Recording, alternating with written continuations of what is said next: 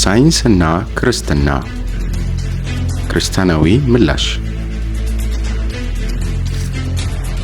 ፍጥረት የአጋጣሚ ውጤት ሳይሆን በዲዛይን የተሰራ ነውን? ሳይንስ የማያቋርጥ የምርምር ሂደት ነው ወይስ ዳርዊን ቲዮሪ፣ ቢግ ባንግ፣ የትል ከእበት የመገኘት ውጤት፣ ልከኛ አፈጣጠር፣ ዲኤንኤ ወዘተ? ሰላም እንዴት ናችሁ? ዛሬ ከባለፈው የቀጠለውን ክፍል እናያለን ማለት ነው። ሳይንስና ክርስትና እንመለከታለን ወይም ክርስቲያናዊ ምላሽ። ሳይንስና ክርስትና። ጀርመናዊው ፈላስፋ ፍሬደሪክ ኒቼ በ1882 ዓመተ ምህረት እግዚአብሔር አለ የሚለው ሐሳብ ሞቷል ብሎ ሲናገር በሳይንስና በፍልስፍና ግስጋሴ ምክንያት አውሮፓ እንደቀደመው ዘመን እግዚአብሔርን ልትከተል አትችልም በማለት ነበር። በተመሳሳይ መልኩ መጽሐፍ ቅዱሳዊ ክርስትና ዘመን ያለፈበት አስተሳሰብ ስለሆነ በሳይንሳዊ አመለካከትና ፍልስፍና ይተካል የሚል መፈክር በሀገራችን የሚነገርበት ዘመን ነበር። የዚህ መጽሐፍ ጸሐፊ የሚያስታውሰው አንድ ሁኔታ አለ። በ1970ዎቹ መጀመሪያ ላይ በነበረበት መስሪያ ቤት ውስጥ በጊዜው የነበረው የፖለቲካ ርዕዮተ ዓለምና ወቅታዊ ሁኔታዎች ላይ ሰራተኛው የሚወያይበት ወይም ክበብ ነበር። ከክርስትና እምነት ጋር በተያያዘ በርካታ ነጥቦች ይነሱ ነበር። በተለይ አንድ ቀን ስለ ዲያሌክቲካዊ ማቴሪያሊዝምና ስለ ሃይማኖት በተደረገ የሞቀ ውይይት አንድ ትልቅ ሰው ሲያስረዱ ክርስትና ታሪክ ይሆናል አሉና ለምን ይህን እንዳሉ አብራሩ። ሌላው እንደሳቸው ትልቅ የሆኑ ሰው አከሉበት። ሐሳቡ ዳበረ፣ በደጋፊዎች በጣም ወፈረ። እኔም እጄን አንስቼ ክርስትና በ2000 ዓመታት ጊዜ ውስጥ እያደገ የሄደው ታሪክ አልሆነም፣ ወደፊትም አይሆንም የሚል አስተያየት ሰጠው። በዚያን ዘመን ለእንደዚያ አይነት ትልልቅ ሰዎች እንዲህ አይነት መልስ መስጠት በጣም አስፈሪ ነው። አዎ እግዚአብሔር ሊሆን ከሚችለው ሁሉ ጠብቆኛል። በእግዚአብሔር ቸርነት ያ ዘመን አለፈና በ1984 ዓመተ ምህረት ጀምሮ አብያተ ክርስቲያናት ከነበሩበት ድብቅ ሁኔታ ወደ አደባባይ ወጥተው ወንጌል በታላላቅ አደባባዮች ሲሰበክ የተመለከተ ሰው ሁሉ የክርስትናን ሕያውነት አረጋግጧል። ክርስትና በሕያው አምላክ ስር ተጀመረ። ሕያው እምነት ያድጋል፣ ይሰፋል። እውነተኛም ሳይንስን ይህ አይክድም። ሳይንስ እግዚአብሔር ለሰው ልጅ የሰጠው መልካም የእውቀት ዘርፍ ነው። በሳይንስ ስለተፈጥሮ የበለጠ ለማወቅ ተችሏል። ሰው በትምህርት፣ በጤና፣ በቴክኖሎጂና በሌሎች በርካታ መስኮች ከፍተኛ እድገት እንዲያመጣ አስችሏል። በየቀኑ የምንገለገልባቸው ዕቃዎች የሳይንስና ቴክኖሎጂ ውጤቶች ናቸው። የሰው ኢኮኖሚያዊ፣ ማህበራዊ፣ ስነ ልቦናዊ ኑሮ እንዲዳብርና እንዲሻሻል ከፍተኛ እገዛ አድርጓል። መጽሐፍ ቅዱስ ስለ እግዚአብሔርና እርሱ ስለፈጠረው ዓለም ይነግረናል። ሳይንስ ደግሞ የእግዚአብሔር ስለሆነው ዓለም መረጃ ይሰጠናል። መጽሐፍ ቅዱስ የሳይንስን መጽሐፍ አይደለም። ስለዚህ ስለ ባዮሎጂ፣ ኬሚስትሪ፣ ፊዚክስ ዝርዝር ነገር ለማንበብ አንጠበቅ። ሞለኪውል፣ ዲኤንኤ የሚለው የሳይንስ ቴክኒካዊ ቃላት የሉትም። ሆኖም እግዚአብሔር ለሰው ሲያስታውቅ የፈለገው እውነት ተጽፏል። በየጊዜው በሳይንስ እየተረጋገጠ ነው። ለምሳሌ ከ500 ዓመታት በፊት መሬት ጠፍጣፋ እንደሆነች ይታመን ነበር። ከዛሬ 2700 ዓመታት በፊት በመንፈስ ቅዱስ ተነድቶ ነቢዩ ኢሳይያስ በምድር ክብ ላይ አለ ኢሳይያስ 40:22 ማለት ተናግሯል። እንዲሁም እግዚአብሔርን ለማምለክ ከሚቀርብ መስዋዕት ጋር በተያያዘ ሕይወት ያለው በደም ውስጥ መሆኑን ገልጿል። ዘሌዋውያን 7:11። ከጤና ጋር በተያያዘም የኳረንቲን አስፈላጊነት በዘሌዋውያን 13:45-46፣ 14:8-9፣ 15:13-25-27 እንመለከታለን። እነዚህ ነገሮች በሳይንስ ትክክል እንደሆኑ ስለሚታወቅ እውነተኛ ሳይንስ ከመጽሐፍ ቅዱስ ጋር ይስማማል ማለት ነው። እንዲያውም እኮ ዘመናዊ ሳይንስ የተጀመረው መጽሐፍ ቅዱሳዊ ወርልድ ቪው በነበራቸው ሰዎች ነው። በክርስትናና በሳይንስ መካከል የጎላ ግጭት መታየት የጀመረው በዳርዊን ኢቮሉሽን ቲዮሪ መነሻነት ነበር ማለት ይቻላል። ዳርዊን ዘ ኦሪጂን ኦፍ ስፒሺስ የተባለው መጽሐፍ በ1859 ካወጣ በኋላ በተለይም ዘ ዲሰንት ኦፍ ማን የሚለው ጽሑፍ በ1871 ዓ.ም ካሳተመ በኋላ ክርክሩ ቀጥሏል። ከዚያ በፊት የፖላንዱ አስትሮኖመር ኒኮላስ ኮፐርኒከስ በ1472 እስከ 1543 ዓ.ም መሬት በፀሐይ ዙሪያ ትዞራለች የሚለው ሐሳብ በጊዜው ካቶሊክ ቤተ ክርስቲያን ፀሐይ በመሬት ዙሪያ ትዞራለች ብላ ከምትቀበለው ሐሳብ ጋር ልዩነት ስለታየበት አለመግባባት ተነስቶ ነበር። በኋላም ኢጣሊያዊው ጋሊሎ ጋሊሌ በ1564-1642 ዓ.ም ቴሌስኮፕ በመጠቀም ሳይንሳዊ በሆነ መንገድ የኮፐርኒከስን ሐሳብ አጠናከረ። በዚያም ዘመን ቢሆን የጋሊሌዮ ሐሳብ እምብዛም ተቀባይነት አላገኘም። ምክንያቱም ፀሐይ እንደምትወጣና እንደምትገባ የሚለው አገላለጽ ለሰው መስሎ በሚታየው አነጋገር ስለተጻፈ ነው። ኢሳይያስ 9:33፣ መዝሙር 50 ከቁጥር 1፣ ማቴዎስ 5:45።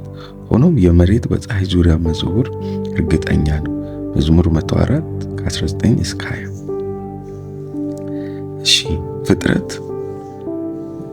ሌላኛው ነጥብ ፍጥረት የአጋጣሚ ውጤት ሳይሆን በዲዛይን የተሰራ ነው ይለናል።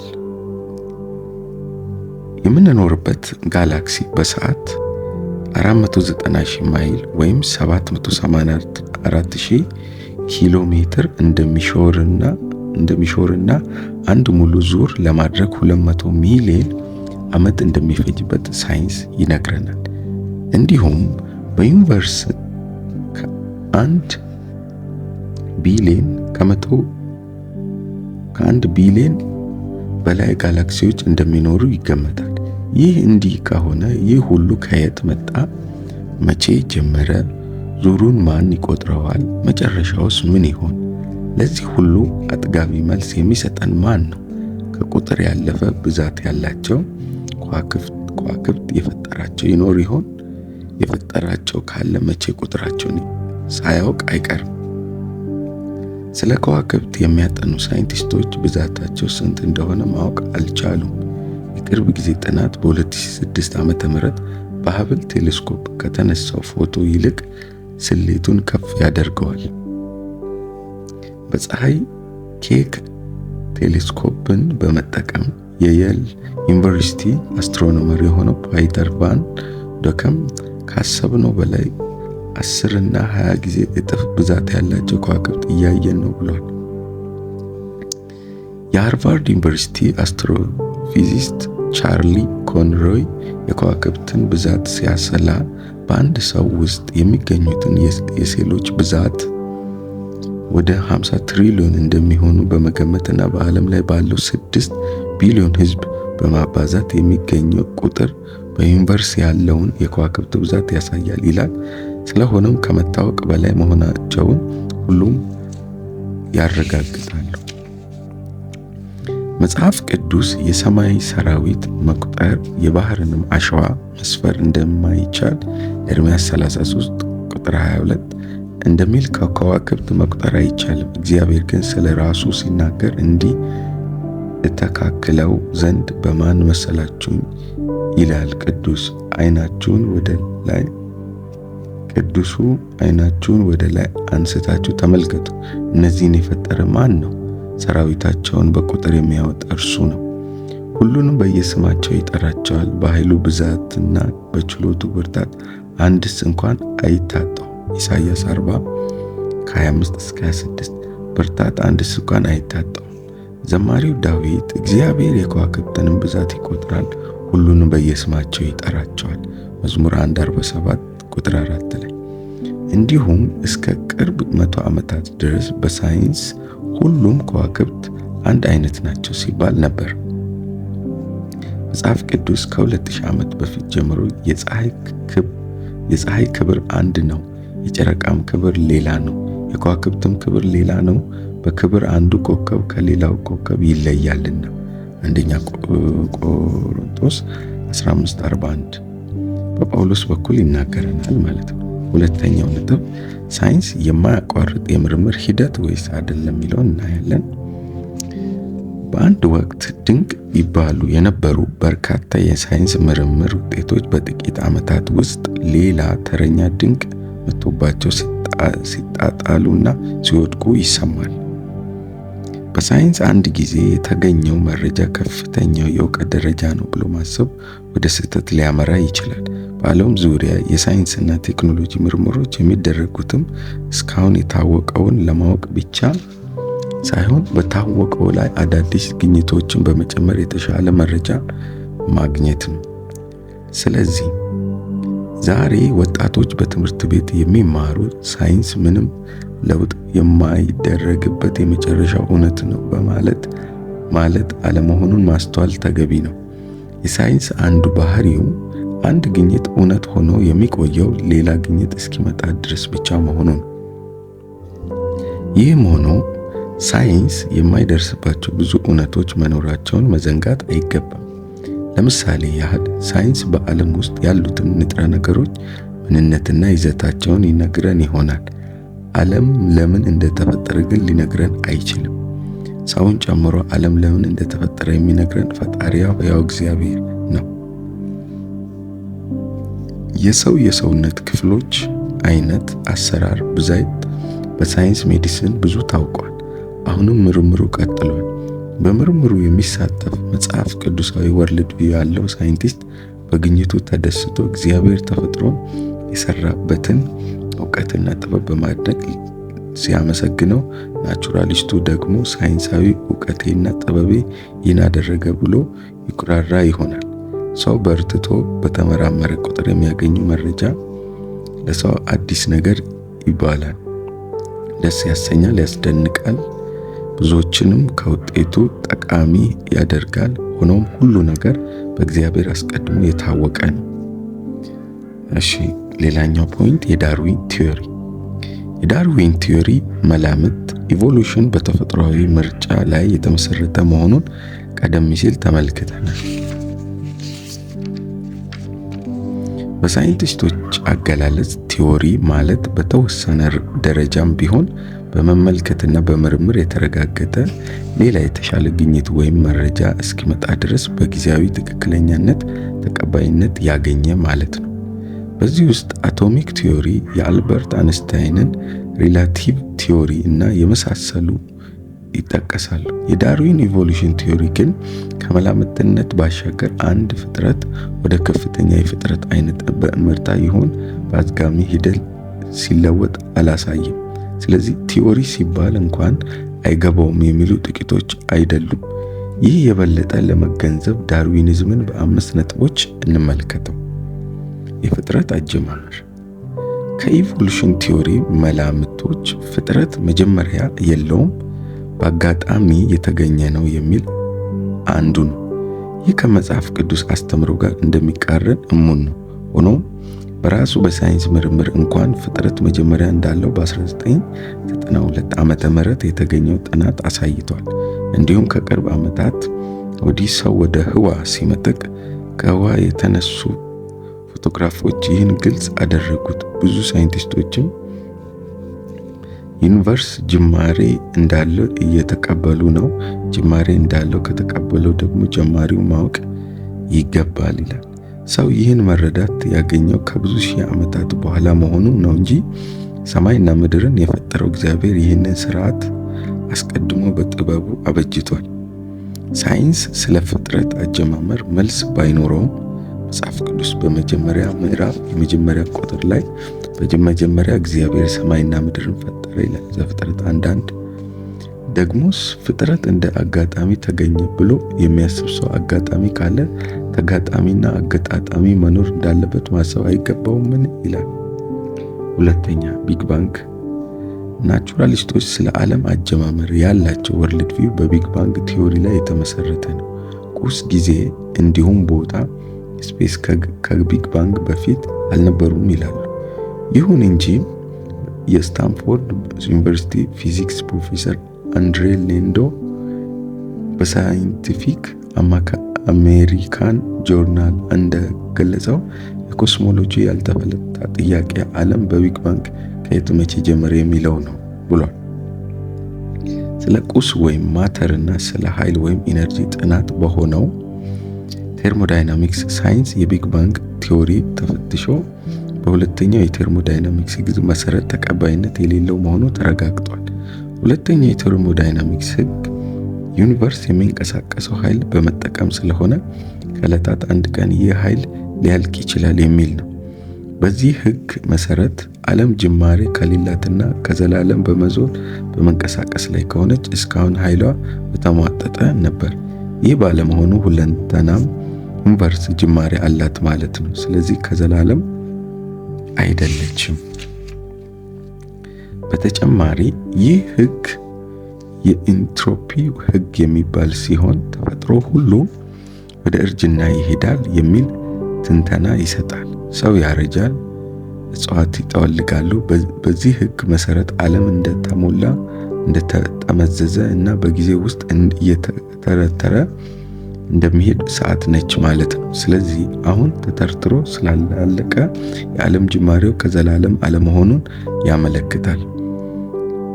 ከዛሬ 200 ዓመት በፊት ዊሊያም ፓይል የእጅ ሰዓት ያገኘው ሰው ያ ሰዓት ከዘላለም እንደዚህ ነበር ብሎ ለመከራከር ወይም በአጋጣሚ ሰዓት ሆኖ ተገኘ ብሎ እንደሚያስብ ሁሉ ተፈጥሮም ያለ ፈጣሪ አልተገኘም። አልበርት አንስታይን በ1916 ዓመተ ምህረት ያደረገው የጀነራል ሪላቲቭ ቲዮሪ ስሌትም ዓለም ጅማሬ እንዳለው አመላክቷል። አንስታይን ከጥናቱ እንዲህ አይነት ውጤት ስላልጠበቀ በውጤቱ ደስተኛ አልነበረም። ይሁን እንጂ ጀነራል ሪላቲቭ ቲዮሪ ዓለም ከዘላለም የምትኖር ሳይሆን ጅማሬ ያላት መሆኑን አሳይቷል። በተመሳሳይ ሁኔታ የናሳ የህዋ ምርምር ኢንስቲትዩት መስራች ሮበርት ጃስትሮው እግዚአብሔርን ማወቅ አንችልም የሚል አግኖስቲክ አመለካከት ያለው ሰው ቢሆንም እንኳን ስለ አስትሮኖሚ ጥናቶች ውጤት ሲናገር ስለ ፍጥረት አመጣጥ የሚደረጉ ጥናቶች መጽሐፍ ቅዱስ ወደሚለው ያመራሉ ብሏል። የሳይንስ ውጤቶች በመጽሐፍ ቅዱስ ወደ ተገለጸው እውነት የሚያመሩ ከሆነ ታዲያ አንዱ ሳይንቲስት ይህን ለምን አይቀበሉም? ለዚህ መልስ የሃርቫርድ ዩኒቨርሲቲ የባዮሎጂ ፕሮፌሰር ሪቻርድ ሌቪንቲን ቢሊዮን እና ቢሊዮን ዲያብሎሶች በሚለው ስራው ስለ ፍጥረት አመጣጥ የተናገረው በቂ አስረጂ ይሆናል። ሌቪንተን ምንም እንኳን ትርጉም የለሽ ቢሆንም የሳይንስ አቋም የያዘበት ምክንያት አስቀድመን ለማቴሪያሊዝም ራሳችንን ስለሰጠን ቃል ስለገባን ነው ብሏል። ጌታ ኢየሱስ ሲናገር ሙሴና ነቢያትንም የማይሰሙ ከሆነ ከሙታንም እንኳን አንድ ቢነሳ አያምኑም ሉቃስ 16:31 ያለው ይህንም ሁኔታ ይገልጻል። የትል ከእበት መገኘት ከጉዝ ነገር ሕይወት ያለው እንደሚገኝ ከእርጥብ እበት የሚወጡ ነፍሳትን ወይም በሚገባ ካልተያዘ ስጋ ውስጥ ትሎች መገኘታቸው ለማስረጃነት የሚጠቀሱ አሉ። ይህ በዳርዊን ዘመን ሰዎች የሚያቀርቡት ምሳሌ ነበር። ዛሬም በሀገራችን አንዳንዶች ሲጠቅሱ ይሰማል። በዚያው ዘመን የነበረው ፍራንሲስኮ ሬዲ ከዝንብ ተጠብቆ የተያዘ ስጋ ትል እንደማያወጣ አረጋገጠ። እንዲሁም ሉዊስ ፓስተር አየር በውሃ ውስጥ ሊራቡ የሚችሉ ማይክሮ ኦርጋኒዝም እንዳሉ አረጋገጠ። እንዲህ ከእበቱም ጥያቄ መልሱ ይኸው ነው፣ ስነ ቅሬታ አካል። ከኢቮሉሽን አንጻር የስነ ቅሬታ አካል ጥናት ትኩረት ሳይንስን ከሙሴ ነፃ ማውጣት ነው ይሉታል። ሙሴ ሲጽፍ እግዚአብሔር ፍጥረትን በ6 ቀን እንደፈጠረ ስለሚገልጽ ጥናቱ ሰዎችን ከዚህ ትምህርት ለማላቀቅ የሚደረግ ተጋድሎ ነው። ይሁን እንጂ ዳርዊን የሞተው ለኢቮሉሽን ቲዮሪ የቅሪተ አካል ጥናት ውጤቶች ማረጋገጫ ሊሆንለት ባለመቻሉ ጨርሶ እረፍት ሳያገኝ ነው። ዛሬ ብዙ ሳይንቲስቶች አስደናቂ ግኝት እያሉ የሚናገሩለትና መገናኛ ብዙሃን ሰፊ ገጽና ሽፋን የሚሰጡት ጥናት የቲዮሪ ባለቤት ራሱ ዳርዊን ለመላምቱ በቂ መረጃ ካለማግኘቱ የተነሳ ቲዮሪው አደጋ ላይ መውደቁን ተረድተዋል። ተለወጠ የሚለው የሰዓሊዎች ስዕል ወይም የሳይንስ ፊልም ብቻ ነው። ከእንግዲህ አይነቱ ተረት ውስጥ ይህ ስዕል አንዱ ነው። ይህ ሁሉ ሆኖ በሳይንስ ምርምር አንድ ነገር እስኪረጋገጥ ድረስ አለመቀበል የሚለው አስተሳሰብ በተመሳሳይ መንገድ ሊረጋገጡ የማይችሉትን ከመቀበል አያግድህ ያለችውን የሚስቱን ምክር ዳርዊን ቢሰማ መልካም በሆነ ነበር። በአጠቃላይ ኢቮሉሽንን ስለ ዛፍ ስርና ስለ ቅርንጫፍ ይናገራል። ከስር ወደ ቅርንጫፍ እንዴት እንደተዘለለ ግን ሊነግረን አልቻለም። የቅሪተ አካል ግኝቶችም ሊነግሩን አልቻሉም። ስለዚህ አንዱ እንዳለው የኢቮሉሽን ዛፍ ግንድ አልባ ነው። ዲኤንኤ ጄምስ ዋትስና ፍራንሲስ ክሪክ የዲኤንኤ ምንነት በ1953 ዓመተ ምህረት ካገኙ ወዲህ ስለ ኢቮሉሽን ሌላ ጥያቄ ተነስቷል። የታወቀው ዳርዊኒስት ሪቻርድ ዳውኪንስ እንዳለው አንድ ዲኤንኤ የአንድ ኢንሳይክሎፒዲያ ብሪታኒካ ጥራዝ ያህል መረጃ የሚይዝ ከሆነ አንድ ሴል ብቻ ባለው ህይወት ውስጥ እጅግ ጥልቅ የሆነ ጥበብና አሰራር የሚጠይቅ ነገር እንዴት ከጉዝ ነገር ተገኘ ይባላል የሚለው ሊመለስ ያልተቻለ ጥያቄ ሆኗል። ይህ ሁሉ ሆኖ ስለ ዲኤንኤ መጀመሪያ ያገኘው ራሱ ክሪክ ስለ ህይወት አመጣጥ ሲናገር ህይወት ከሆነ ህዋ የመጣ ነው ብሏል። የሰው ዲኤንኤ ከጦጣ ጋር ከ85 እስከ 95 በመቶ፣ ከአይጥ ጋር ደግሞ 90 በመቶ፣ ከሙዝ ጋር 50 በመቶ ተመሳሳይነት እንዳለው ጥናቶች ያሳያሉ። ስለዚህ ሰው በመሰረታዊ ማንነቱ ከአይጥ ጋር ሊዛመድ ይሆን? በዝንጀሮ ቺምፓንዚና በሰው መካከል የአካል መመሳሰል መታየቱ ሁለቱ ከአንድ ምንጭ መገኘታቸውን ያሳያል የሚሉት ሳይንቲስቶች ምን አለ ይህ መመሳሰላቸው አንድ ሰሪ እንደሰራቸው ሊያመለክት ይችላል የሚለውን አብረው ቢገምቱ። እስቲ የጀበናና እንስራ መመሳሰል የሚያሳየው ጀበናው ወደ እንስራ በራሱ ማደጉን ወይስ አንድ ሸክላ ሰሪ ለፈለገው ዓላማ እንደወደደ አድርጎ ማበጀቱን? ዳርዊኒስቶች ባይሳካላቸውም ወደፊት ይሳካ ይሆናል በሚል ምኞት ብዙ ጥናት ማድረግ ቀጥለዋል። ይህ ሳይንሳዊ አካሄድ ሳይሆን ሃይማኖታዊ አንድምታ ነው። ለዚህ የሃርቫርድ ፕሮፌሰር ዳርዊናዊ ሪቻርድ ሊዊንተን ጽሑፍ በቂ ማስረጃ ነው። ሊዊንተን ፈጣሪ የለም የሚለውን ሲያስረዳ ማቴሪያሊዝም ፍጹም እርግጠኛ ነው፣ ምክንያቱም መለኮት አለ የሚለውን መፍቀድ አንፈልግምና ብሏል። ይህ ሁሉ የሚያሳየው የተማሩ ሳይንቲስቶች የተያያዙት ስለ ዳርዊኒዝም አሳማኝ ሳይንሳዊ ማስረጃ ማቅረብ ሳይሆን በእግዚአብሔር አምላክነት የሚያምነውን ሕዝብ በሳይንስ ሽፋን እንዲጠራጠር ማድረግ ነው።